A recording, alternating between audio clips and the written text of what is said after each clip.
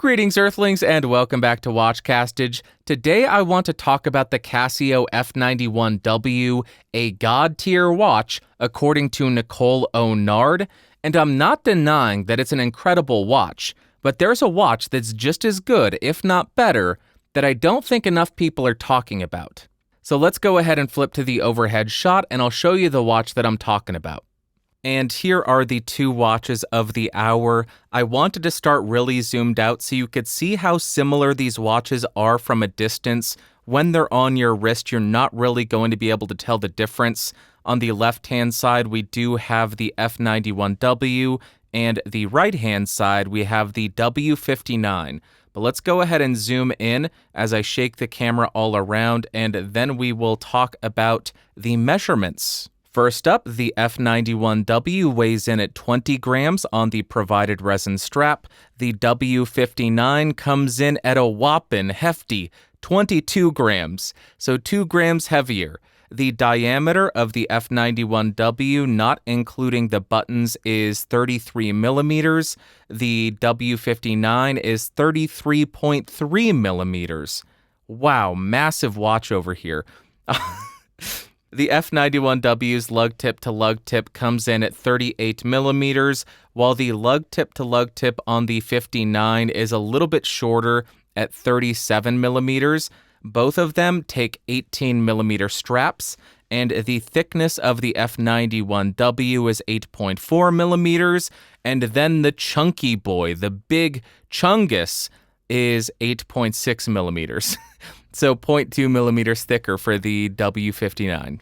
If we zoom in a little bit closer, you can see that the information on the actual display is identical, but then the text that surrounds the display is a little bit different. I'll just leave it here for a second so you can see the subtle differences in text, where they put the information and all of that. Just in case it's something that you care about, I'll just keep talking so you can see that. Or maybe I'll just shut up. I don't know.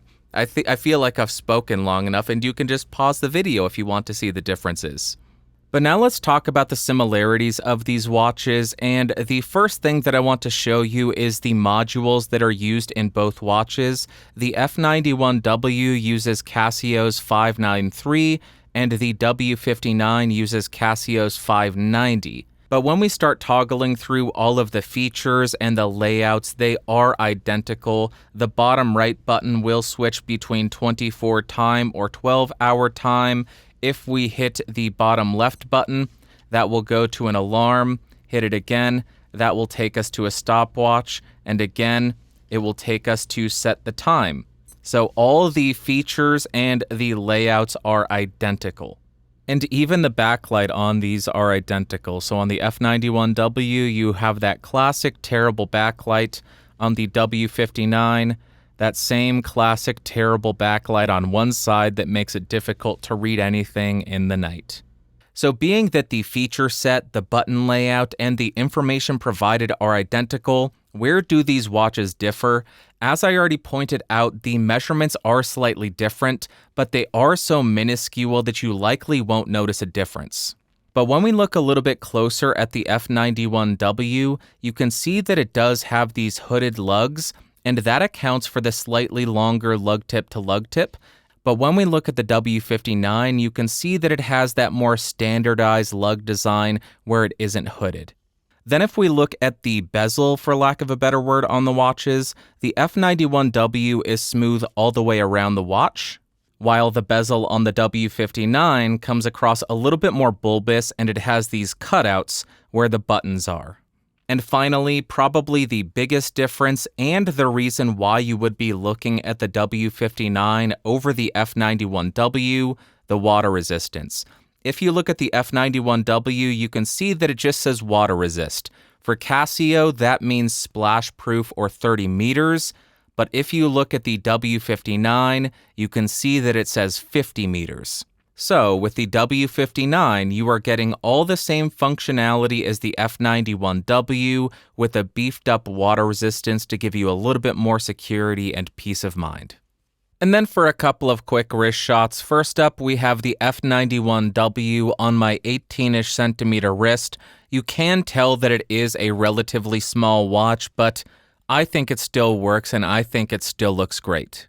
And then we have the W59 on my 18-ish centimeter wrist. Although the sizing is nearly identical, I do tend to prefer the 59 on my wrist because to my eyes, it looks a little bit more present. I think that's because of that slightly more bulbous bezel there. It just makes it pop a little bit more. I tend to enjoy it just a little bit more. And there you go. I just wanted to shed a little bit more light on the W59 because when I saw somebody post a picture of theirs in my Discord, I got so excited by that 50 meters water resistance rating that I ordered it that day. So if you're somebody who does love the F91w, but you want a little bit more water resistance rating, the W59 is the route to go. But if you love the F91w solely for the history or the design, go forth and rock and roll with the F91w. It's still an outstanding watch. I just wanted to share an alternative.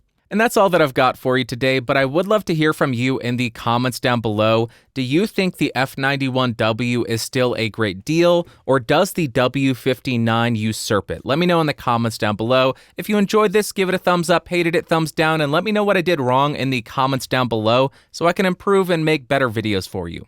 I don't think I have any funny stories for you this week, so I appreciate you watching. Thank you so much, and I will talk to you in 2 weeks.